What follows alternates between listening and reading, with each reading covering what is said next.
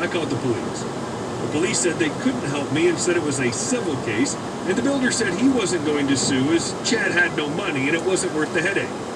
So I called his auto insurance company, sent them all the pictures of his sunk vehicles, texts about them, and a short video he sent of him lighting the Jeep on fire. Insurance company filed charges against Chad and won. He's now on the hook for around $130,000. I've spent the last 9.5 years telling anyone who will listen about Chad and have him essentially blackballed from the carpentry industry around here, because it's not slander if it's true.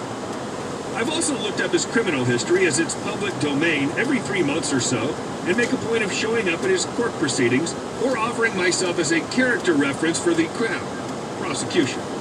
So I've gone out of my way to remind Chad that he can't F me over without repercussions. And no, this doesn't end here. Years have passed, and I'm still PO. I receive a call from a guy offering me a job. It was the builder that Chad screwed over, not remembering that we know each other.